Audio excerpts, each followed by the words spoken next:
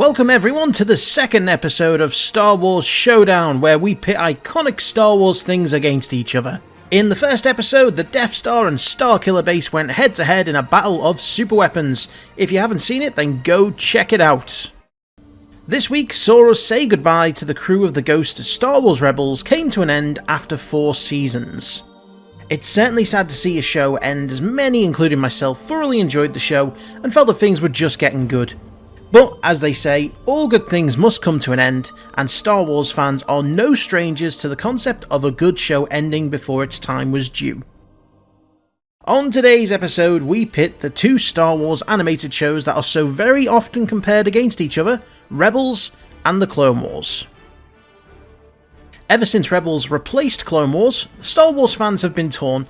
The Clone Wars has a special place in many a fan's heart, and the show was prematurely ended to allow Rebels to be created in time for its tie-in with the new Disney movies that were to be made. For some, this instantly gave it a bad rep, but in retrospect, was it really a smart move by Disney? Let's compare the 2 shows in a final ultimate battle to settle the score and determine which animated Star Wars show rules the galaxy. Let's introduce the 2 contenders. The Clone Wars was first revealed in 2005, and it was originally going to be a continuation of the existing cartoon show Clone Wars. However, it was released as a standalone instead in 2008. The show was set between the events of Episode 2 and 3, and featured the adventures of multiple characters including Jedi, clones, droids, and even a few bounty hunters. The show ran for 6 seasons before being cancelled in 2013 after Disney purchased Lucasfilm. As previously mentioned, the show was cancelled to allow Rebels to be created. Star Wars Rebels was released in 2014 on the Disney Channel and was set around 4 years before the events of Episode 4. It featured the adventures of a Jedi Master and apprentice and their small rebel cell on the planet Lothal. The show expanded the adventures to include tie-ins with the anthology movie Rogue One and feature several appearances by original trilogy characters.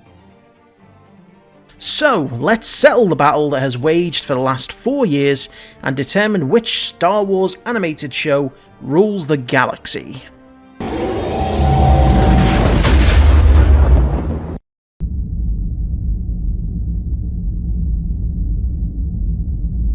I love the heroes of both Clone Wars and Rebels.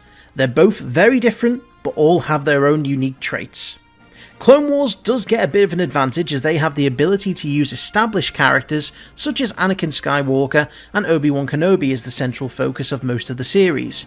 However, the show does introduce a fair number of very strong hero characters such as Ahsoka Tano and a large number of amazing clone characters such as Rex, Fives, and many more. Rebels, on the other hand, introduces completely new characters, although that's not to say that they are any less noteworthy than their Clone Wars compatriots. Kanan and Ezra have an amazing master-apprentice relationship, and Hera is as strong a commander as we've seen in the Star Wars galaxy. Chopper also happens to be my favourite droid ever.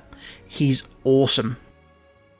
But if we look at the bigger picture, there's a clear winner. Whilst Rebels does have the advantage of being able to focus on a smaller set of heroes and therefore giving more focus to their development, Clone Wars was able to do just as good a job with a multitude of characters in the Clone Wars era and made you connect with the background characters you didn't even know their names of when you saw them in the films. And so the first point goes to the Clone Wars.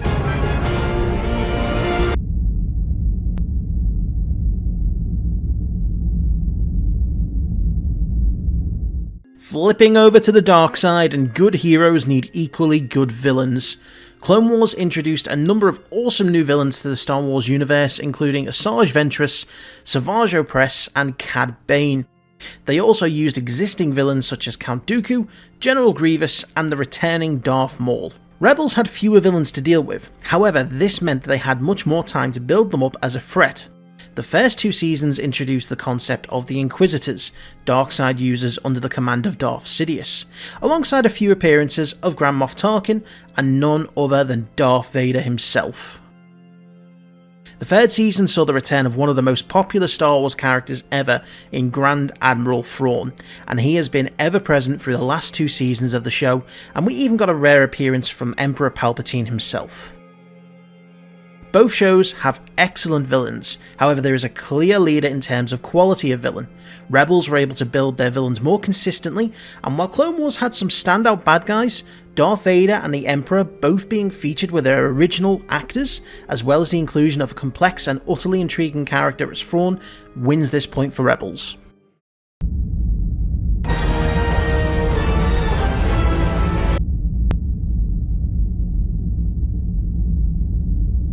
Good characters need good story arcs, and once again, both shows have some excellent moments that will long be remembered by Star Wars fans. Now this was a difficult one to decide. Clone Wars tends to have shorter stories that focused on different groups of characters, whereas Rebels tended to let stories develop a little bit longer whilst focusing on the main 6 characters. Both shows have their fair share of filler as well. Clone Wars' droid story arc in the 5th season stands as my least favourite story arc in any Star Wars media, whilst Rebels regularly had dull episodes. Iron Squadron and the Wing Kanthu job in particular come to mind.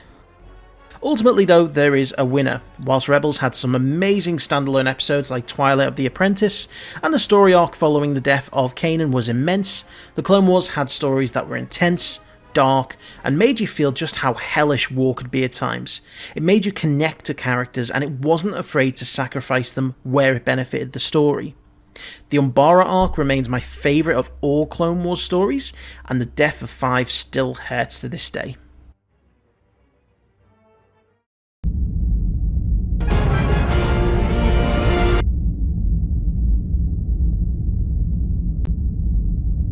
Now we look at the impact the shows had on the larger Star Wars universe. The Clone Wars expanded a lot of the events between episodes 2 and 3, and allowed us to learn a lot more about the background characters. It brought back to life Darth Maul, and took us to places we'd never imagined, like the Mortis arc. However, when it comes to the effect on Star Wars lore, Rebels goes a step beyond. Regardless of whether you agree with the changes they make, there's no doubt that Season 4 has changed a lot of how we envisage the Force, bringing in the idea that time could be controlled through the Force. We've also been given a greater idea of the balance with the introduction of the Bendu in earlier seasons. Add into this how much Rebels ties into the main saga, the creation of the larger Rebel Alliance, the presence of the Ghost during the Battle of Scarif, and the destruction of the TIE Defender program on Lothal that allowed for the Death Star to take precedence. There's no doubt that Rebels' impact on the Star Wars universe and lore has been huge.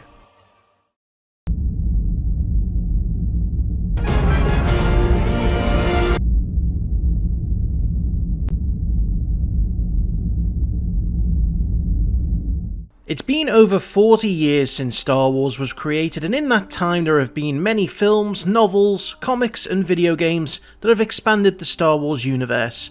Some are looked back at with great admiration, some not. And so our final point will be awarded to the show that is likely to leave the most lasting legacy on the Star Wars fandom. It is my honest belief that both shows will be fondly remembered by fans for many years to come. However, I also believe that one of the shows has done more to impact the fans of Star Wars than the other. Star Wars Rebels will long be remembered for showing how the Rebel Alliance became the force it was at the beginning of the original trilogy. It will also be remembered for developing many amazing characters and introducing many new elements to the Star Wars universe. The mystery of Ezra and Thrawn's disappearance will keep creating many fan theories for years to come. But it is the Clone Wars that I believe will leave the most impressive legacy, as it did something far more impressive than anything Rebels has been able to do. It took many prequel haters, including myself, and changed their view on what the prequels were and what they could have been.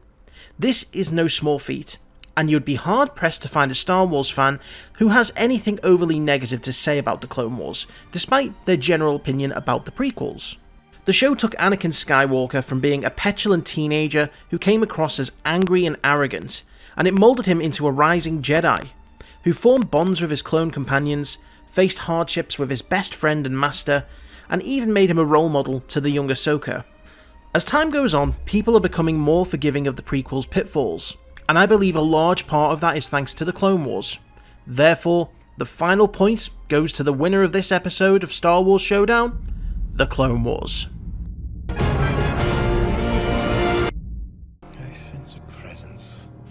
Presence I haven't felt since.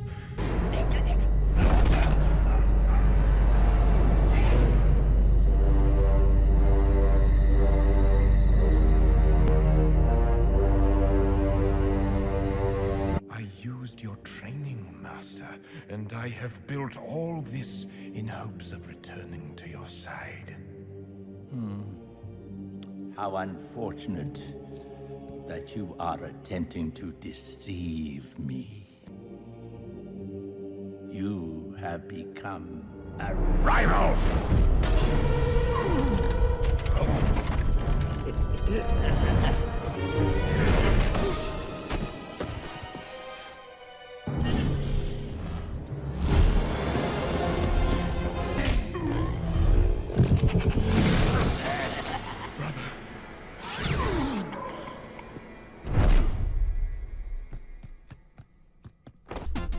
Did you enjoy this episode? Let me know your thoughts in the comments below, give the video a like, and if you want to check out more Star Wars Showdowns, be sure to subscribe.